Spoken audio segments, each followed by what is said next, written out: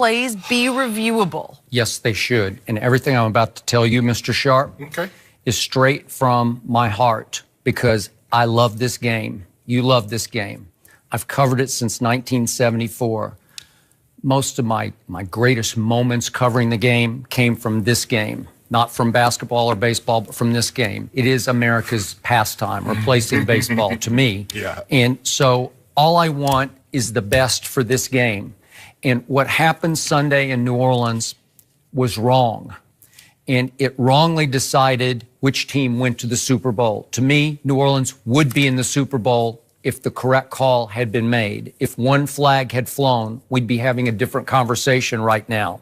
So for me to hear a lot of Hall of Famers, you, Eric Dickerson, just shrug and say, that's just football, it happens. I get that, but I can't accept it in the end because the National Football League has to be better than that. They have to find a way to fix what happened Sunday. And the only thing I know for sure is we have the technology in place. We have the highest definition from every angle. So it's not the problem it was in the 70s or the 80s when it was grainy, it was a little shaky, we didn't really have all the right angles, it was harder to call. Now we can get it right, but we have to take the time to get it right.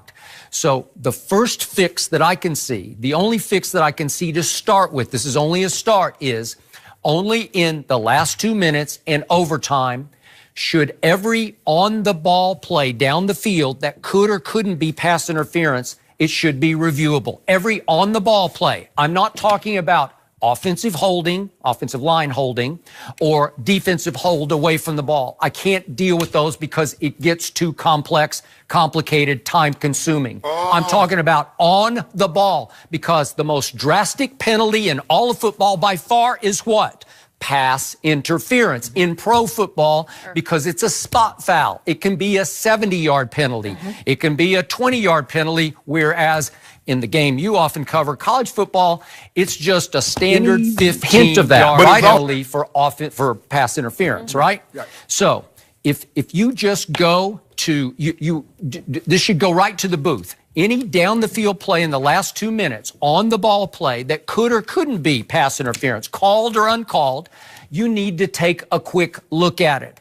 It's the way they do it in the NBA with any out of bounds play in the last couple of minutes. You just look at it. Does it slow the game down? Yes, it does. I just want it to be right. Get it right.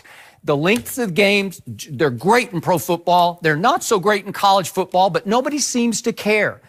By average, college football games last year went 16 minutes longer. It seems like they're 45 minutes or an hour longer than pro football games. Would it extend some games? Maybe a little bit, but it's okay because you just are going to get it righter than you got it here.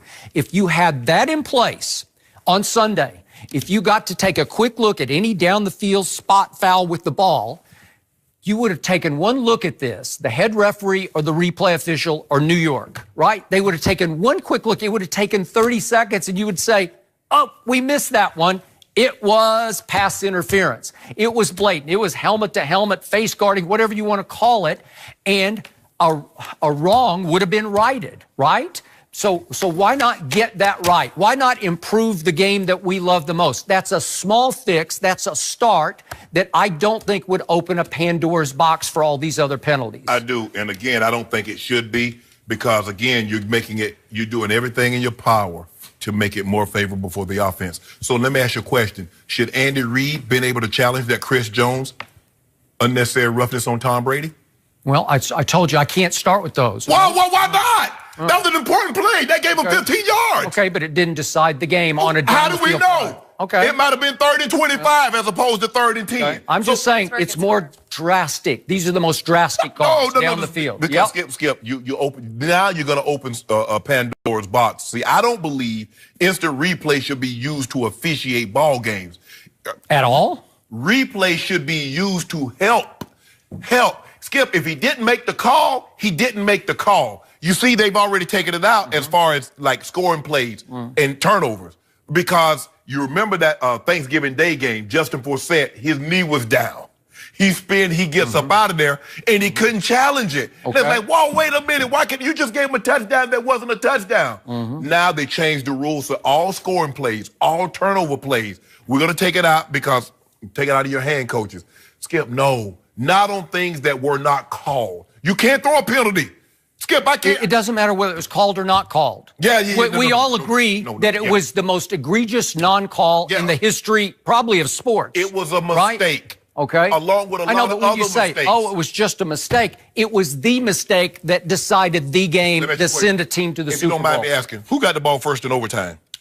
New Orleans did. So what happened? The game could have been over. It would have been over. It could have been over in overtime. Yeah. Well, that's not true. No. It would have already been over. You're doing a hypothetical. I'm not doing a hypothetical. I'm doing a fact. You said that they would have kicked the field goal at the worst and given you the ball back. They might have pulled the Seattle Seahawks and threw the ball and got it intercepted. You know, but so you see the how odds are way. This would have been a 98%. Two. Okay. I need 100, and you can't give me 100. No, Skip. The guy made a mistake.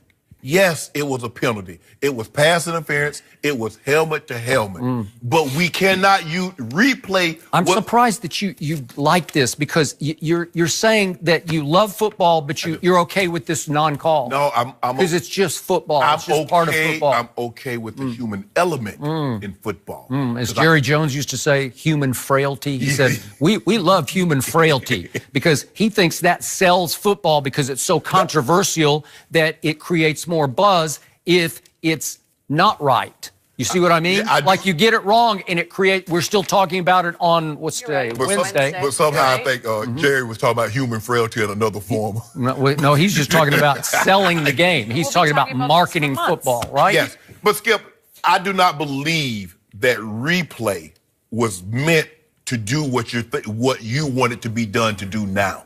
And that is to help to officiate officials that didn't make a call. Because my thing is now I want to replay.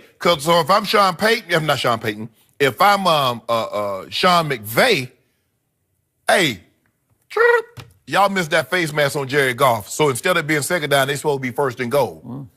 They tackled Brandon Cooks by the face mask. You remember that on that long pass up the sideline. Skip, I'm just talking about the last 2 minutes. These are game-deciding down the field. No. Plays. Yep. But here's the thing, Skip. What if it's fourth down and it's 2 minutes and 10 seconds?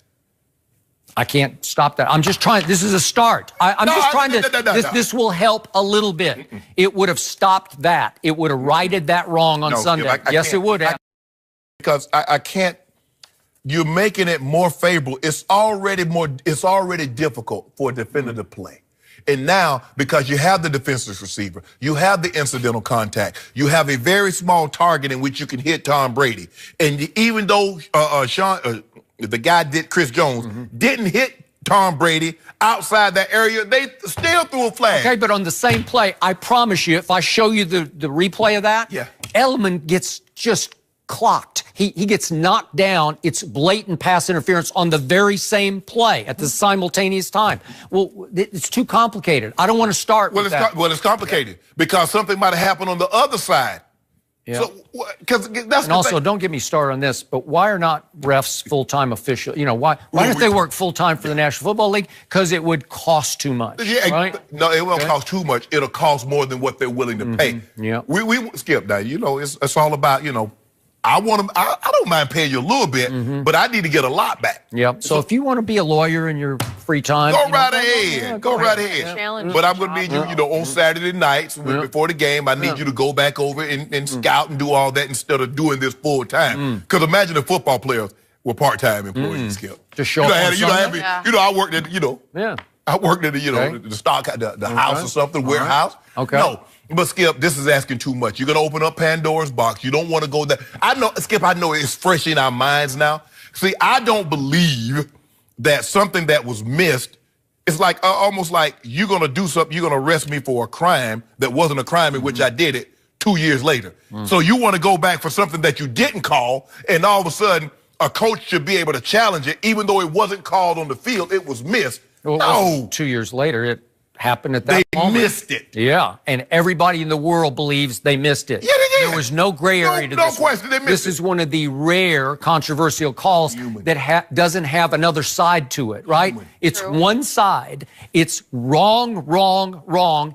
And it virtually decided that I can't give you 100%, but I can give you 98%. Everything fell on the human side, which this official is, and the human element. He made a mistake.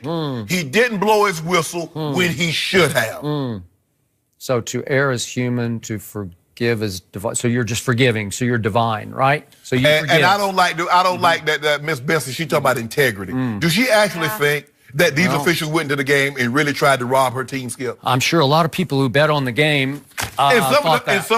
And some of the casinos and some of the they gave their money back. They did. They didn't give money back. They gave them like a free bet, you know, like another bet. Oh, no, I want no free bet. I want that cheese back. Give me my cheese. Well, whatever.